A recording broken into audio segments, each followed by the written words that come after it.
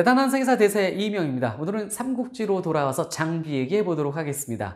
삼국지 속의 인물들이 실제 정사 삼국지, 즉 역사 기록에는 어떻게 기록이 되어 있는지 살펴보고 있는데, 지난 시간에 관우 봤었죠. 유비의 측근들 보고 있는 과정입니다.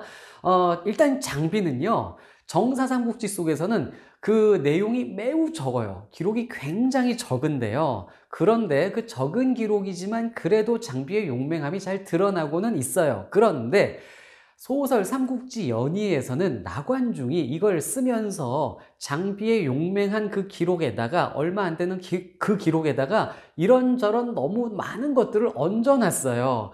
그래서 많이 각색되고 왜곡된 그런 인물이 장비입니다. 소설의 어떤 그 재미를 위해서 만들어진 캐릭터라고 볼 수가 있겠는데요. 그 삼국지 연의를 보면은 일단 장비가 용맹한데 단순하고, 힘은 되게 세지만 좀 무식하고, 그리고 정은 많지만 너무 다혈질인 그런 인물로 많이 묘사가 되고 있습니다. 그리고 술을 너무 좋아하죠. 그래서 술을 너무 좋아해서 술 때문에 이런저런 사고도 치는 그런 인물로 묘사가 되고 있는데, 그런데 실제 정사 삼국지에서는 장비 술 먹는 얘기 전혀 안 나옵니다. 술 때문에 사고 친 기록도 전혀 없고요. 그래서 나관중이 소설의 재미를 위해서 이런 캐릭터를 만들다 보니까 좀 장비가 피해를 본 실제 모습에 비해서 너무 경박하게 그려진 그런 모습이 돼버리긴 했는데, 그러나 나관중 입장에서는 소설 삼국지 연의를 만들 때 이런 캐릭터가 분명 필요했을 것 같기는 해요. 그리고 보면요, 우리가 장비를 보면 아우 좀 이렇게 무식해, 뭐 얘 왜 이래, 이런 장면들이 나오긴 하지만 장비가 밉진 않잖아요, 그죠?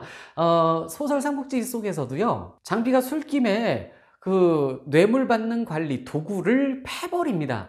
이런 모습들이 사실은 독자로 하여금 뭔가 통쾌함을 느끼게 만들어줘요. 장비가 그런 역할을 하는 겁니다. 그 과정에서 좀 이렇게 왜곡이 돼버린 것이기도 하고요. 자, 그러면 일단 정사에 어떻게 기록이 되어 있는지 장비 얘기 들어가 보도록 할게요. 자는 익덕이다. 역시 이렇게 기록이 되어 있고요. 탁군 사람이다, 이렇게 기록이 되어 있는데, 탁군 한마디로 유비와 같은 동네 사람이다, 이런 얘기가 되겠습니다. 그리고 젊을 때부터 관우와 함께 유비를 섬겼는데 관우가 연장자라서 형님으로 대했다, 이렇게 기록이 나옵니다.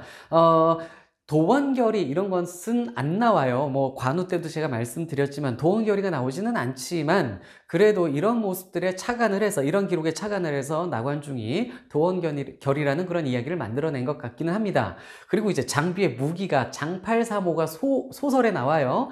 그런데 장팔사모는 삼국지 연의에는 전혀 안 나옵니다. 이 장팔사모의 모가 창을 뜻하잖아요. 근데 이 사모라는 것은요, 앞에가 이거 꾸불꾸불 뱀처럼 구부러진 그러한 창을 사모라고 합니다. 장팔이라는 것은 뭐 아마 이제 그 긴, 뭐 8척 정도 되는 긴 창이었다, 이런 의미가 되겠는데요.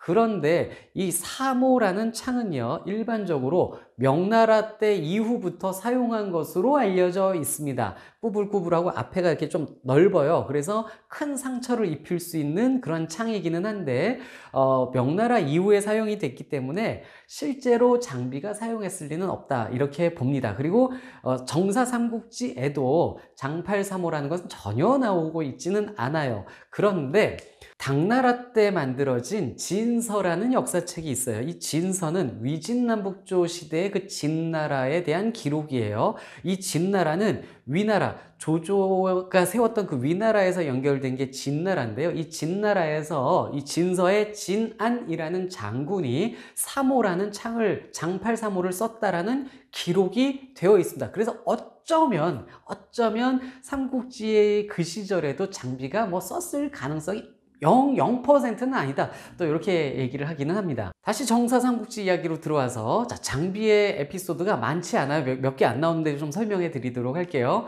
일단 삼국지 연의에 나오는 그 장판교 싸움 있잖아요. 이게 정사에 나옵니다. 이 유비가 유표한테 의지를 하고 있다가 유표가 죽게 되고 조조가 형주로 쳐들어오고 유비가 도망을 치거든요. 도망을 치는데 조조 군대가 계속 쫓아옵니다. 그래서 장판교까지 이 유비가 도망을 쳤는데 조조가 계속 쫓아온다는 소식이 들리자 유비가 장비한테 네가 여기 막어, 그러고 자기는 처자식 버리고 도망을 치잖아요. 유비가 여기서도 처자식 버리거든요. 처자식 버리고 장비한테 기병 20명 주고 자기 도망칩니다. 여기서 장비가 기병 20명으로 장판교에서 조조 군대를 막아내는 거예요. 정사 삼국지에는 냇물에 의지하여 다리를 끊고 거기서 창을 비껴들고 이렇게 소리칩니다. 나 장익덕이다. 나와 함께 죽음을 결정지으며 싸울 수 있겠는가? 이렇게 큰 소리 치는 장면이 정사삼국지에 기록이 되어 있습니다. 자, 장비가 이렇게 소리를 치자 조조 군대가 감히 대적하지 못하고 다 도망쳤다. 그래서 유비 잘 도망갔다. 이런 기록이 나오는데, 그런데 소설 삼국지 연의에서는 이게 조금 다르게 나오죠. 장판교 이 장면이 나오기는 하는데 다리를 끊지는 않고 장비가 다리 위에 딱 우뚝 서죠. 그리고 뒤에 자기 군인들을 놓고 흙먼지를 일으키게 합니다. 흙먼지를 일으키게 하면서 많아 보이게, 병사 많아 보이게 하는 그런 장면이 나와요. 그러면서 이제 장비가 나 장익덕이다 막 소리를 치자 조조의 군인들이 놀라서 막 뒷걸음질 치고 말 위에 장수가 막 떨어지고 장비의 그 소리에 놀래서 그랬다잖아요. 그 떨어진 장수가 하후걸인가 뭐 이렇게 나오는데 아무튼 이렇게 나와요. 그래서 그 뒤에 흙먼지가 나자 병사가 많아 보이게 낸 건데 조조 군인들은 아, 이 제갈량의 계책이 저 뒤에 있겠구나 싶어서 다 도망치는, 그래서 장판교에서 장비가 유비 도망치게 딱 조조 군대를 막아내는 장면이 나와요. 소설하고 비슷한다면서도 조금 이제 정사 내용이 다릅니다. 정사에서 냇물에 의지하여 다리를 끊었다 그리고 이제 소리를 쳤다 이렇게 나오는데 이게 좀 애매합니다. 냇물이 있는데 장비가 다리를 끊고 냇물 이쪽에서 저쪽에 있는 조조 군대한테 소리를 친 건지 아니면 다리를 끊고 조조 있는 쪽 건너가서 소리를 친 건지 모르겠습니다. 만약에 다리를 끊고 이 냇물 이쪽에서 냇물 밖에 있는 조조 군대한테 소리친 거면 뭔가 약 올리는 것 같고, 다리 끊고 거기 20명 데리고 가서 거기서 조조 군대한테 소리쳤다면 정말 대단한 거죠. 좀 무모하기도 하고 배수의 진을 친 건데 아무튼 조조 군대 이렇게 쫓아버린 겁니다. 실제로 뭐 어떻게 다리 건넜는지 안쪽이었는지 뭐 이런 서술은 안 나와요. 그냥 냇물에 의지하여 소리쳤다 이렇게 나옵니다. 그 다음 에피소드는요, 장비가 강주라는 지역을 점령을 할 때 어만이라는 사람을 사로잡습니다. 어만이라는 장수를 사로잡아서 이제 꾸짖어요. 너는 어찌하여 대군이 왔는데 항복하지 않았는가? 왜 항복하지 않고 감히 맞서 싸웠는가? 막 이렇게 꾸짖어요. 그러자 어만이 당신들은 예의 없고 우리 땅을 침략한 사람들이다. 우리 성에는 목이 잘리는 장수는 있을지언정 항복하는 장수는 없을 것이다. 딱 이렇게 맞섭니다. 그래서 장비가 화가 나서 야, 쟤 끌어다가 당장 목을 쳐라, 목을 베어라 이러는데 이 어만이 끌려가면서도 아니 목을 베면 뱉지 왜 화는 왜 내냐 막 이렇게 대들었어요. 그러자 장비가 야, 저 자식 용감한데 야 풀어줘 라며 자신의 빈객으로 삼았다 이렇게 나옵니다. 즉 소설에서는 장비가 막 인재도 못 알아보고 막 사람 함부로 대하고 이러는 것처럼만 나오는데 정사를 보니까 이렇게 용맹한 사람을 풀어주고 자기의 빈객으로 삼는 이런 또 다른 모습도 정사에 이렇게 기록이 되어 있습니다. 그리고 또 다른 에피소드를 하나 볼 텐데요. 이거는 장비전에도 나오고요, 무제기에도 나옵니다. 삼국지 무제기, 위서 무제기는 조조의 이야기거든요. 조조편에도 나오는 기록인데 이 조조가 유비를 공격해서 한중 땅을 점령을 합니다. 그리고 이 땅을 장합이란 장수한테 수비를 맡겨요. 장합은 조조 진영에 아주 또 뛰어난 인물이죠. 장합이 이쪽 지역을 이제 방어하면서 파서 땅으로 가서 그 지역을 이제 쭉 항복을 시킵니다.